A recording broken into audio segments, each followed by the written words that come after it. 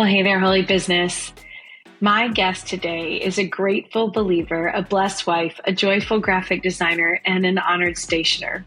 She was born in New York City, grew up in Switzerland, where the family business was founded, and she attended high school in London. She returned to the U.S. for college, and Emilie graduated from Princeton University with a degree in philosophy. She then, in 2003, moved to Charleston, where she has the honor since then of serving wonderful families and organizations through her brand, Dulles Designs.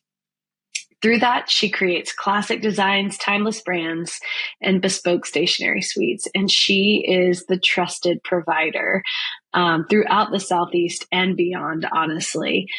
So it is my privilege today to bring to you Emilie Dulles. She's been a business owner for her whole life. She is a world traveler and she is just a learner of people. And if you are in an industry where you are interacting with your clients on a heavily personal basis, or you're leading a team that you're trying to care for well, she has something to offer you, because she has just perfected the way that you can approach and care for people with authenticity, even in a business environment. So join me now for my conversation with Emilie Dulles. So, hello, Emilie. It's so great to be here Candice. with you. Likewise. Thank you so much for including me. I'm honored to be here and excited to see what we talk about. Well, I've enjoyed getting to know you over the years, back in the day of my stressful event design and plan life, and how calm you always were. Now I know it's a lot of Jesus, but one of the things can't go wrong with a lot of Jesus. I just have to start with one of the things I loved when I asked you about your favorite verse. You sent me like more than a pastor has, and I just love it. And I think sometimes there's a lot of pressure on choosing like one verse, and you were like, I like this one, this one, this one, this one, this one. Of course, you started with my personal fave, Romans 8:28, that I think a lot of the world loves. But I loved what you said about what you do with these verses, that you recite them over your home. Yes. So I wake up in the morning and usually give Baron a kiss, my husband. And then I pull out my Bible app on my phone and I read for about 10 minutes. I go through plans. But then as soon as my feet hit the ground, I start reciting Bible verses. And I started, memorizing one, and then became 2 and 3. And now I don't know, it might be 7 or more, but it's definitely more than 7, Emilie. Well, it's putting on that full armor. Yeah. And just getting the day right. And it just puts my heart in the right place. And it just feels good. And, sometimes I'll go out in the garden and keep on reciting them, and then a bird will fly by and be like, oh, thanks, God. That's a God wink. I love it. So, I love it. I took that to heart, because it just is such a nice thing to think about, starting with your home, even though as a business owner, you're so business minded, even at the start of a day, to start there. Why, how did you start that? You said you just memorized one and it just grew from there. Yes, it did. And I think somewhere I read, that you're supposed to memorize and put them on your heart. Yeah. And that way you have something to turn back to if you have a challenge, or if you want to praise and you want to say more than just thank you. And one thing that's really sweet that I've noticed recently is that, my husband Baron's usually around me when I'm saying them. And every once in a while I'll hear him say them a little bit as well. I love it. So there's like a nice little ripple effect. I love it. Yeah. That's so great. And how great for a marriage to connect on that level spiritually. So important. Have you always felt like you've led faith first in your work and in your work and home life? No, I came to God in a valley. Okay. I think a lot of people do. And I'm so, so grateful that he found me in my time of need. And he spoke to me through a beautiful song called Blessings by Laura Story. Yeah. And I'm a classically trained mezzo-soprano, and I did musicals in high school and college, so I love singing. And so I think it's very fitting that God would speak to me through music. Sure. And kind of, bring my heart in and go, hey, there's more to this than rules, and it's really about relationship, and I can see you're hurting, and I have answers. Yeah. So that happened a little over 15 years ago. Okay. I was having I guess you could say, sort of a breakdown in my relationship with my parents for a number of reasons. Yeah. And that's when God really stepped in and said, even if your father and mother will forsake you, I will never forsake you. Wow. And it all started with the song. Yes. I mean, I've always been praying. I always felt a sense of God. And, I went to Catholic school as a kid, but there's a difference between being around religion and having a relationship yourself. And so that's where it really blossomed, and it just completely changed my life. And I'm so grateful. What would you say to someone who's in the Valley and has experienced a similar faith walk like yours? Because I think that's very common, right? To have a knowledge of religion or the practice or, Christmas and Easter services with pretty dresses. Right. Pretty dresses are still okay, just to be clear. Yes. But they're wondering if there's more to that right now. They're grasping. What would you say to someone? I would say open the Bible and maybe head to Proverbs and Psalms and just read it for yourself. Yeah. And get a sense of what it is that God is saying, timeless truths, full of love, and see how that feels for you, because it's very different to experience God through other people's words versus experiencing the Holy Spirit yourself and what the word actually is. Yeah. That's so great. Thank you for sharing that. As your faith grew, how did it begin? How did you reach a point where faith and work began to collide? Because I know personally, following you on social media, knowing you over the years, you were always very client focused, really cared about people, and were very sincere in your work. But over the past few years, especially, you've become more and more a sharer of scripture and doing it through your brand. And I even shared, I think one time on the social media account for Holy Business, like one of your posts where you had, as a stationery brand, taken this beautiful graphic font and we're starting to lay scripture into graphic pieces that then you would share on social media once or twice a week. So how did that start to evolve into your work? Thank you. Well, I love designing. Yeah. Is part of it. And then also, I think when you find something really good that makes your life better, don't you want to tell everybody about it? And that's, I think, how it just came about. And then also, I'm a little bit detail oriented, as you know. And so to create my pretty little grid on Instagram, I like that I have my Bible verse in the middle to, anchor things and give me some structure. And so I was like, well, that's a good anchor. I'll put God's word and then I can put the photos on the other side. I like to think I like design, but I never thought it that far through. This is why you're so talented. That's amazing. Oh, well, thank you. That's amazing. Now, what about working with people outside of the social and the marketing piece? And just, that's really putting it out there. So actually, before we move on from that, how did you come to a level of comfort? Did you have trepidation about? Absolutely. Yeah. Absolutely. I have a number of very good clients who are not Christian, who are practicing Jewish people, mostly. And there is that trepidation of, is this going to impact my business relationship? Yeah. I've always been one to say Merry Christmas. Like I've never had any qualms about thinking I had to say Happy Holidays. Yeah. But at the same time, there's a difference between sending a card once a year and posting weekly or so. Sure. But at the same time, I wasn't so scared that I didn't try it. Yeah. And there was no blowback. And I lost a few followers last week when I posted about Charlie Kirk, but not that many. Yeah.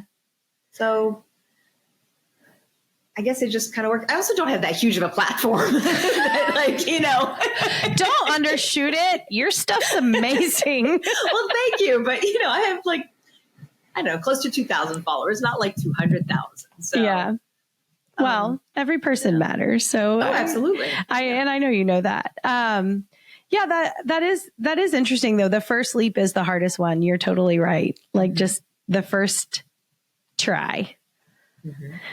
Well, that this, I don't know if it's a saying, but fear is false evidence appearing real.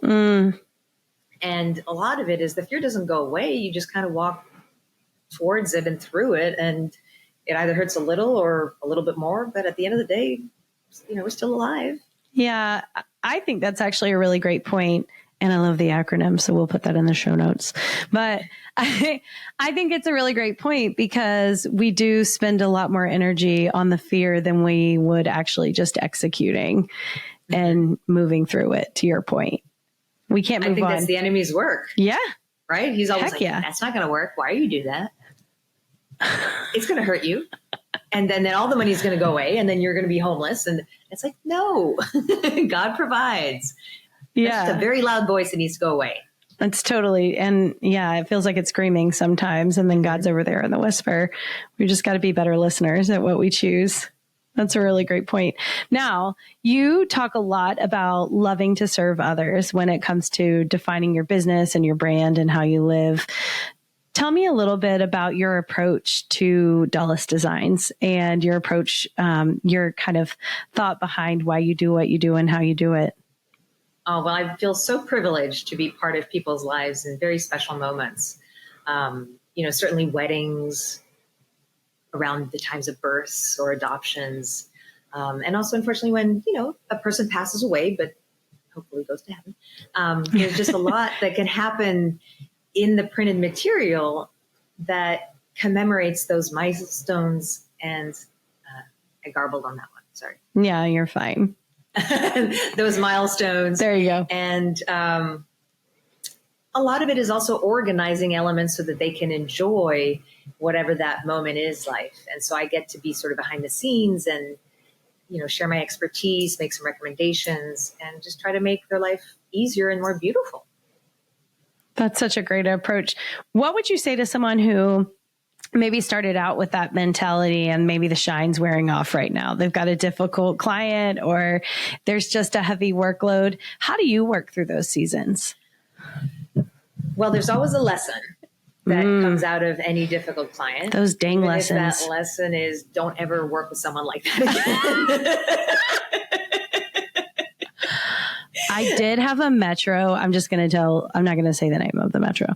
I did have a Metro when I got emails from potential clients in that particular city. I was like, hey, I'm not available that weekend. Cause I had just had so many bad experiences with just the way they wanted to approach things. And I was like, I'm not going to be a fit for you. I'm very sorry. And there's so many people out there that can offer that'll be better for you. A different kind of service or a different approach that will work for that personality type. Yes. I am, as you were so kind of mentioned, service oriented. I am a sensitive person. I am, strong and I have a strong backbone for business, but at the same time, I expect to be treated with respect because I do the same. So if someone's abrasive, that's not my style. There's someone else who can use strong words and, vehemence. That's not me. I'm more about please and thank you. There you go. I totally get that. I appreciate you saying you've kind of felt out who your people are. And I think that's a hard thing to say in business, or if you're newer and you're just not as secure in it yet. Mm-hmm. What would you encourage in someone trying to kind of just like maybe they know who their market is, but they're afraid to say no to the others? Well, when you say no to the others, you make more room to say yes to the ones who are right. And that's a hard thing to do, especially if you're growing a business or if you've had a bit of a slump in business. Yeah. And I think as entrepreneurs, sometimes we can think that we're the only ones rowing the boat or catching the fish and we got to do everything. But at the end of the day, God is still in control and always is.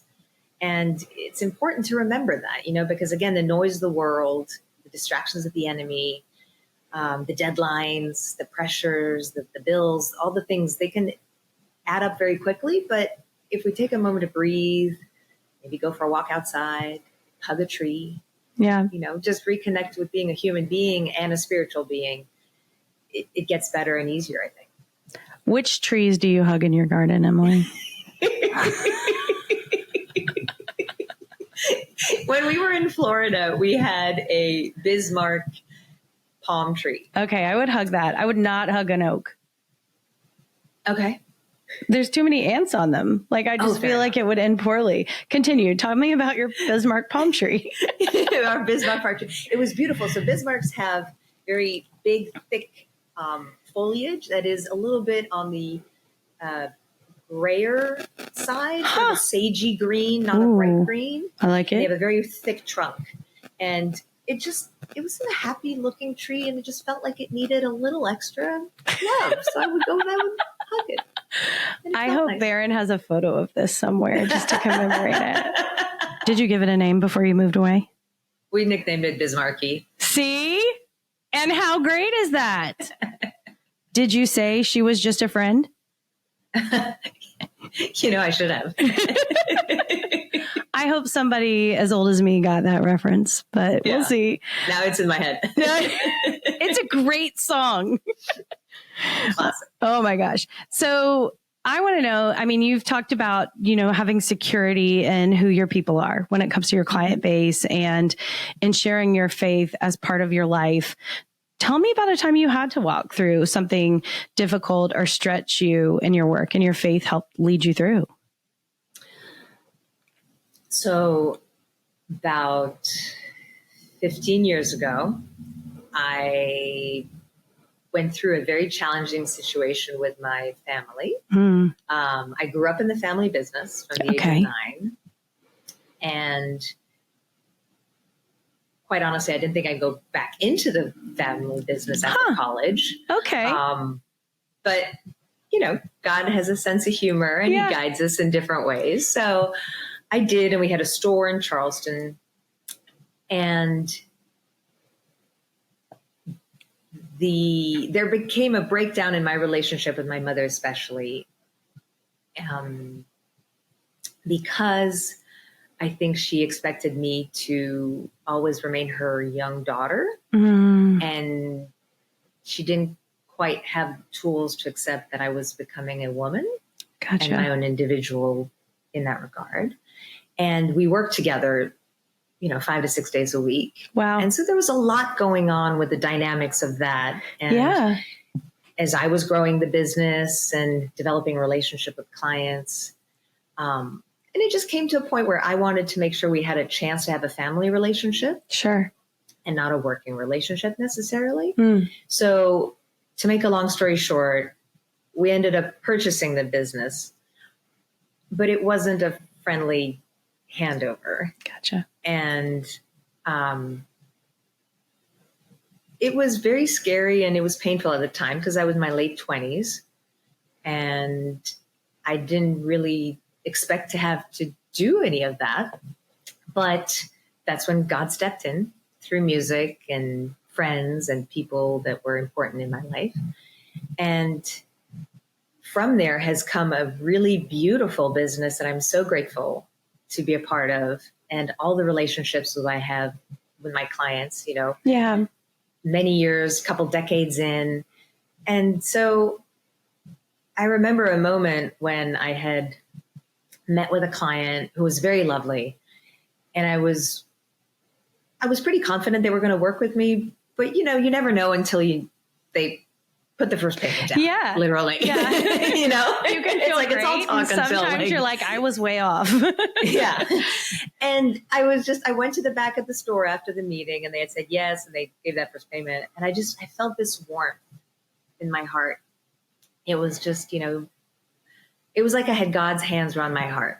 Yeah. And it was safe and it was warm and it was like, it's going to be okay. And I remember that very distinctively. And I remember it somewhat frequently, but now I have more peace in my heart and more confidence. And we've been on this journey now for a longer time. So I'm more secure in my faith and I know where my foundation is. But oftentimes I think when we feel like we're in a valley, it's because we've been trying to do things by our own strength. Yeah, that's so good. And our strength is limited. But God's love and His strength is, eternal and omnipotent and omniscient and omnipresent. So there's so much that we can, rely on there. Yeah. How has it been since? Do you get excited still with every new client? Yes, I do. I love that. I do. I really do. I love it when they can tell me what they want, which isn't always the case. And that's okay. I work on translating, but I'm not a mind reader. So it has to be a happy medium of give me a little bit of direction, right? Because there are lots of beautiful options, and especially when it comes to design. Yeah. But, my work is pretty traditional. I like to think of it as being classic and timeless, but fresh. Yeah. And so that tends to attract a certain client who appreciates that. And I certainly have done more modern designs, but usually when I start getting a little more modern or a little out there, then the clients end up going, oh, no. And they pull me back in. Never mind. Yeah. Never mind. So you don't want something different. Okay, that's fine. We'll go with timeless. Yeah, I think anything I ever did with you was actually quite timeless when it came to invitations and papers. That's why people love your work. Well, thank you. I kind of want them, I always say I want you to look back on them 10, 15, 30 years from now and be like, oh, I still love them. Yeah, I can see that. Chevron and blue and brown. What do you mean? Someone listening is like, I don't even understand what she just said. It's okay. You remember that was one year where everything was like baby blue and brown and like light pink and brown. Do you want to know a funny story? My very first iteration of my website, my first business website was like Tiffany blue and brown. There you go. It was right there. I was on trend for 05. Yeah. Oh, that means it's probably coming back. It's been 20 years. Oh no, I'm not ready. There you go. Retro. Now you still work one-on-one with all of your clients, and you're a higher end clientele, and you enjoy the relationship. And I've had people on before that have gone from being the artist to transitioning into more systematizing. But we've always talked about the fact that that's a choice. You have these roads you can choose to go down. You've chosen to be intentionally small and boutique and work more one-on-one with your clients. What is the benefit in your eyes to choosing it that way? The benefit for my clients is that they get a more personalized experience and something that is really tailored to their needs, their taste, whether it's a wedding or beautiful stationery or a Christmas card. Yeah.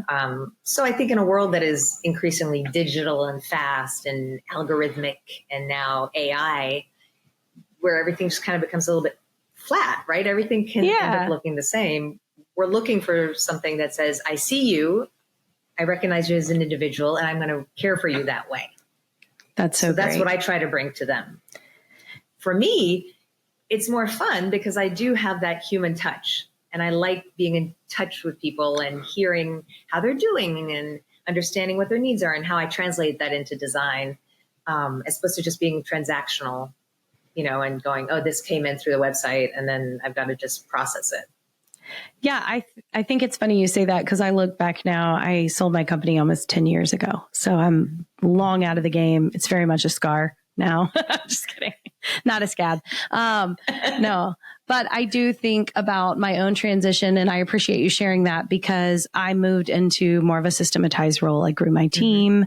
I had salaried employees, and we grew a lot. But I began to find myself, and I couldn't verbalize it then. But when I look back on it now, I had given the fun parts away because I thought I wanted to be up here, but I really enjoyed that side. And I left myself with kind of the numbers in the spreadsheets.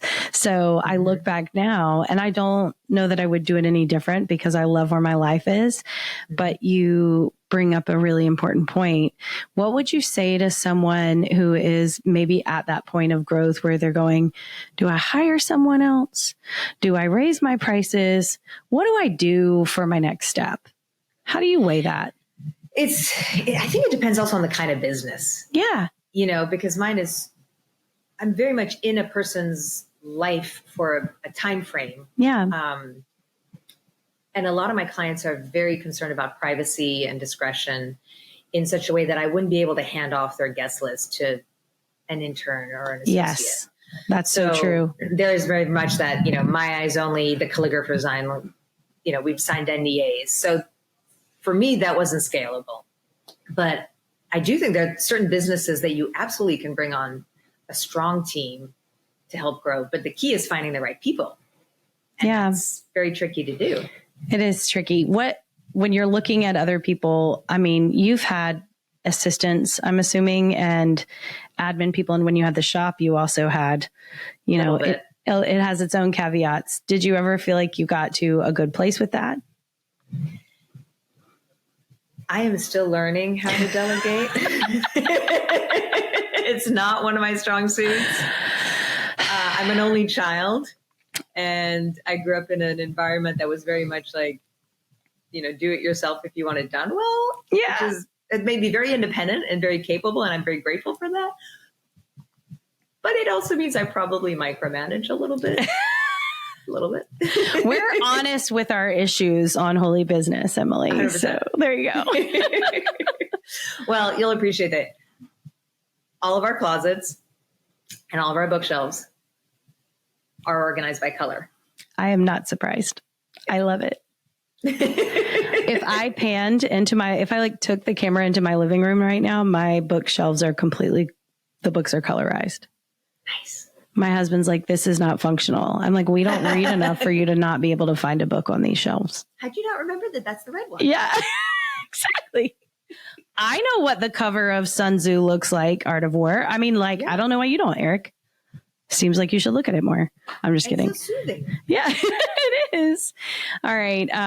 Somebody's husband's listening to this and they're immediately irritated on our husband's behalf right now. But that being said, yeah, you do have two roads to go down and you have to decide what's going to work best for you. You also said something really important. You have clients that do prefer discretion. I do as well. We both do NDAs to protect everyone involved and to give them the space to feel open. How do you work when it comes to, how do you balance marketing and putting your content out there as a creator, but also maintaining the privacy of your clients so that they respect you and want to continue working with you? Absolutely. That's a great question. And also, how do you keep potential competitors from not taking your designs? Ooh, dun, dun, dun. Macro photos. So you'll notice if you look at my Instagram, that very rarely do I post a photo of a full invitation or a full suite where you can read all the text. Okay. So we don't show up to the wedding at St. Philip's on April 15th or something. There you go. That too. I also never post a wedding invitation before or a party invitation before the event. Danger. Got it. Yeah. So, I strategically zoom in on certain areas that I want to showcase. And also because I want to show the texture of the paper. If you zoom out too much, it's just kind of flat. Whereas our papers are thick and textured and we engrave or we letterpress. And there are all these little elements that, make it delicious to look at and to feel. And so when you zoom in with a photo, you can really almost feel like you're having it in your hands, I love it. I hope someone looks at a letter in their mailbox today and thinks, this is a delicious letter. I love the way you describe it, but I do think we should look at our craft that way. And when you were talking about that just now, I immediately thought about in Exodus when God is talking about the building of the tabernacle and how every little detail matters. And we should all talk about our craft that way, right? It's amazing. The building of the tabernacle, all the these threads are this color and this many cubits. The pomegranates later for the temple, covered in gold and this many hoops and all this. And, these are pretty rude, they were basic times in a way. There was not much technology the way that we have it today. I don't think anyone's going to come after you for bad mouthing an ancient people group because they didn't have a lot of resources yet. I think you're good. You're safe. I'm going to run the filter. You're okay. Okay. But, when you think about maybe what life was like back then, and then that there was this glorious temple being built and all the detail that was being communicated to the artisans, and they were able to make it come true. We'd love to stand there and look at all that and count all the little threads. Yeah. But we should all look at our craft that way. Yes. Because we're called to work as if we're working for the Lord. Absolutely. That's why I love hearing you describe yours, because we should all look at it that way, even if it's spreadsheets. I have an engineer I know, and he looks at his engineered plans for commercial buildings that way. And I'm like, I don't get it, but I'm glad you do, because the building's safe. It's the story of the lady who was a housekeeper for other people, right? So would go and make sure that their house was clean and everything. And she came to know Jesus, and someone asked her, well, how have things changed for you now that you know Jesus? And she said, well, now I sweep under the rug too. Oh, I love that. I love that. I feel like that's a good gut check. There are days when I don't want to sweep under the rug, but we should all gut check when we don't want to sweep under the rug. That's going to be my new check, my mental health check on work. I love that. Thank you for sharing that. And, sometimes we don't have the time to do it, and there are lots of other obligations that need to be met. Yeah. But, if you're doing a job, do it right. That's good. What advice do you wish every leader knew about God and work? That he loves you, that he believes in you, and that if you don't have the answer today, you'll have it tomorrow, the day after. And then when you come towards your leadership with a heart of servitude and you recognize that you're part of a much bigger picture, I think it takes some of the weight off of thinking that everything has to be perfect and figured out and done right away. Oh, that's really good. We make ourselves our own heroes as owners, don't we? We are the saviors. And there's so much pressure nowadays on, if you make any mistake, you can get canceled, or, the vitriol that comes out of maybe saying not quite the right thing. And we need to extend a little more grace to others and to ourselves. Yeah. Yeah, I appreciate you saying that. We should lead with grace, especially as people of faith. We should model it, the grace and the love piece. That's a hard thing to model these days. So I appreciate you saying that. What have we not talked about? I would love to talk about the beauty of marriage, having been in the wedding industry, both of us, and I'm still in it, and how important it is to really focus on the marriage.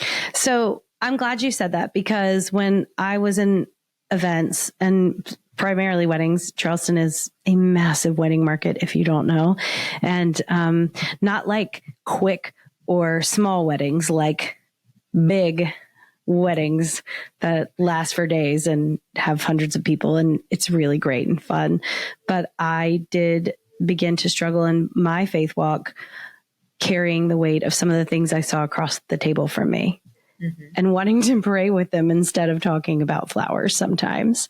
So what do you see as someone who is focused on celebrations and just stages of life and what they do? What do you see as a blessing in marriage, and someone who's very happily married? I am. I'm so grateful for my husband and for our marriage. And we pray together every day, and we're very conscientious of taking care of our marriage. I think sometimes people think you get married, you have this big wedding, and then, it's happily ever after. And the rest of the book never got written.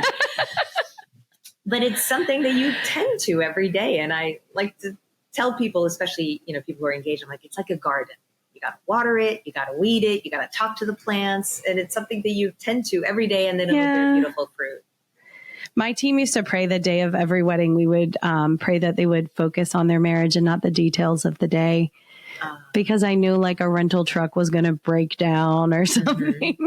But I love the way you say that. What are some things that you and Barron do to work on your marriage regularly?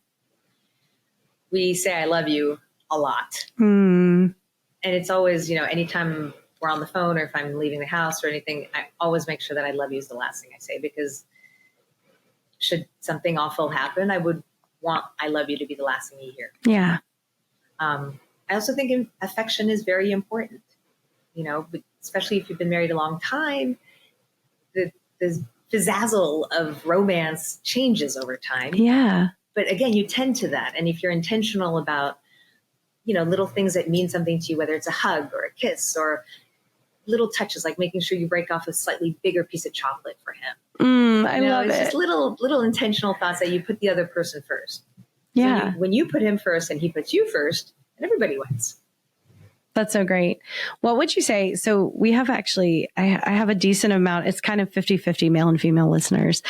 What would you say to men who are like, give me some tips because she's very mad at me lately? I think one thing that's very helpful is not to ask for help, but to proactively do a little something for her. So, for example, if she has cold feet, maybe bring her slippers and say, here, honey, I know it's cold right now. Would you like your slippers? You know? Yeah. Or setting out, some things around the house that make her life easier. Because at the end of the day, I think that generally speaking, the women in the household tend to that, which is our role. Yeah. Biblically. But it doesn't mean that we don't want a little help as well. For sure. And we don't expect men to be mind readers, or husbands. No. I mean, sometimes we do when we're real mad. Yeah. Oh, yeah. Well, and then I'll say for the ladies, it's important to, if there is an issue, to address that issue and not bring up everything else that might have been an issue at another time. Yes. Yes. That part of 1 Corinthians 12 is where I get into trouble. That keeps no records of wrongs. If I make the list and do it as a worksheet, that's the one every time. Yeah. Well, just because we remember it doesn't mean we have to bring it up. Now, tangibly, I don't know about you. We try to do date nights. Now, we're not like a once a weeker. We're just not in that stage of life. But also, I think that's just, we've decided that's kind of exhaustive for us. But we also see we're fine if we get to sit on the patio alone on the couch for a while. But we also, I don't know about y'all, we do like a quarterly weekend away where it's just the two of us. And I used to think that was like absurd and we would never be able to manage that. And we did our first one and I was like, we do this forever. This is what we do from now on. Yeah. Yeah. Well, and you have a busy household with your children and, we don't have that yet in our home. So you get to like quarterly weekend away whenever you want, Emilie. We do travel quite a bit and we've built our life such that we are together a lot. We want it that way. So, I guess we have that built in. I love that. I love that you brought this up because I do think too, in the hubbub of life, especially as an owner, I remember one thing I struggled with that it took Eric a long time to verbalize was I thought everything was justified. So if there was a busy season where there were a bunch of launch events or networking things, it was justified that I wasn't home 4 nights a week. But priority wise, biblically, we are called to put those things that's not what comes first. We have to trust God enough that our business is in their hand, in his hands, that if we prioritize him and then our families, he's going to take care of the profitability for the work we're putting in and he's going to guide it. And whatever happens, he's still going to have our provision covered. But I appreciate you bringing that up because that was something I definitely have struggled with in seasons, was putting the work into my marriage, but even it being like justified in my mind. Mm-hmm. It's so true. And it's important to remember that we give from a fuller cup, or even if the cup is never 100% full, sure, it's important to unplug from work and tasks. And I find a lot of, soothing that comes from being outside in nature. And then I'll find that creativity will, spark again, and then I'll be like, oh, I need to do that for that design. And I can think of that if I'd been sitting at my computer, maybe that would not have come. Yeah.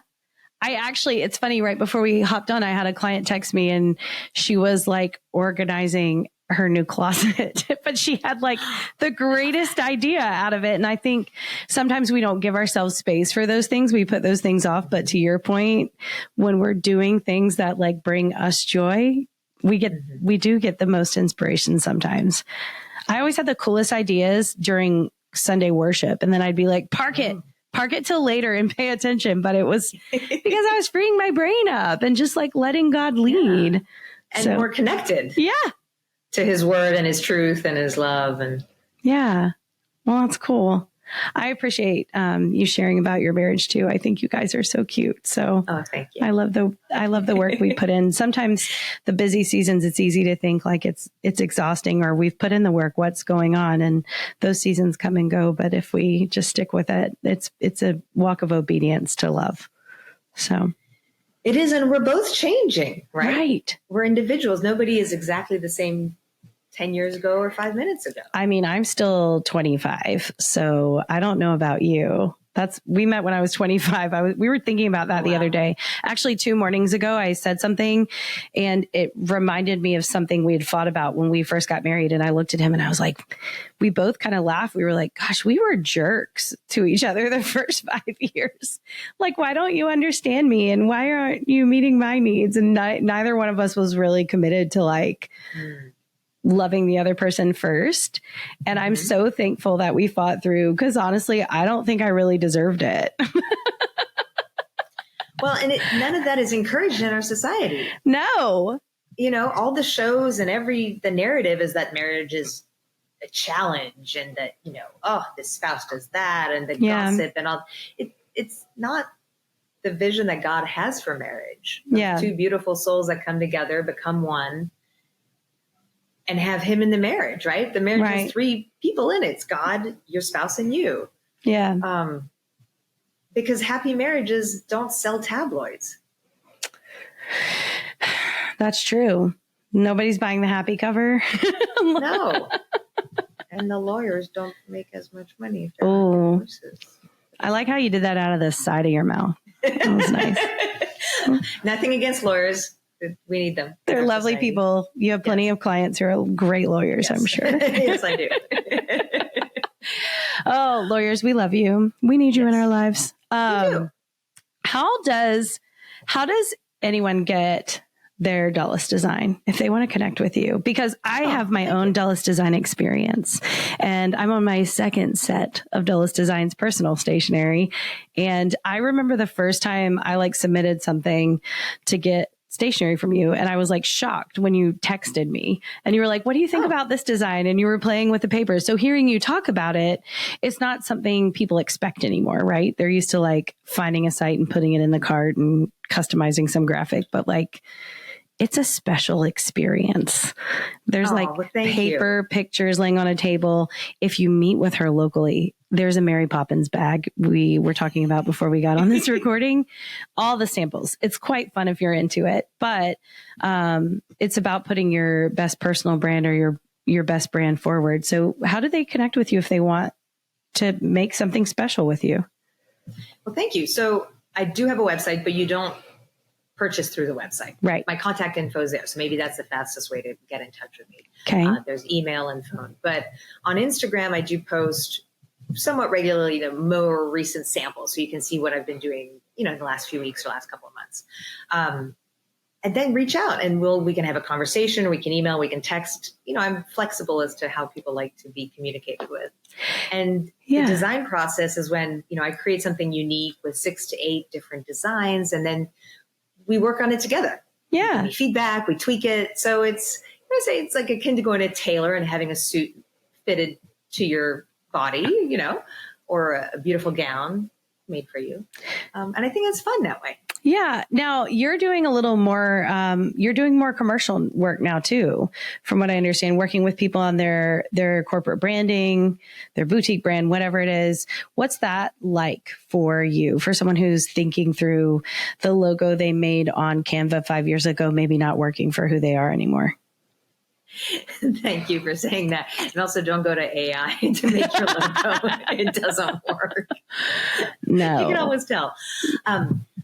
I love it because I think logos should show and tell what a business does. And they have to work from a distance, whether it's a billboard or up close on business cards. And so there are a lot of different elements when you're designing a logo where at the end of the day, you might go, oh, well, that looks simple, but it took a lot of thought and experience to get that design streamlined to exactly what it needs to be for their business.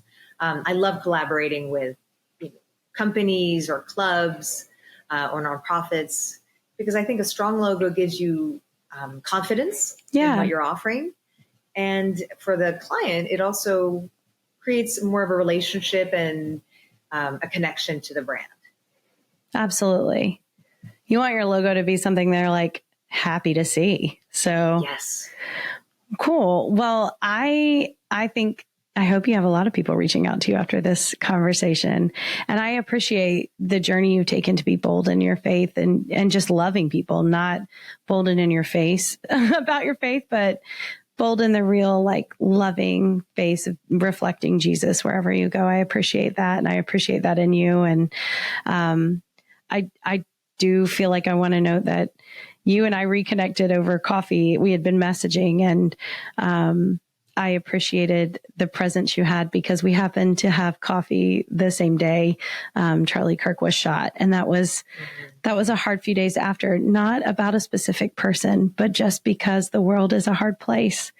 And your message of loving others and connecting with people is so relevant to today, that there is a God and he does love you, and he sent Jesus to die for you. So thank you for that. Thank you, Candice. I'm just so touched by your kind words, and I feel very seen by everything that you've said. And so I'm grateful for that. And your thoughtfulness and your sharing of faith and bringing it into the business world, which is absolutely relevant because faith is everywhere. Yeah. God is everywhere. And there's no separation of church and state, and in that regard. Yes. Yes. It's funny you bring that up. I was reading about that recently. And, the reason that whole phrasing came along was to protect the church from the state. And we kind of use that as a weapon these days. But the point is we are whole people, just like you said. And we should walk out our whole selves wherever we go. So, Emilie, Thank you for doing that. And thank you for your time today. Thank you, Candice. All right, guys. I'm so grateful. Well, thank you. Guys, we'll see you next week.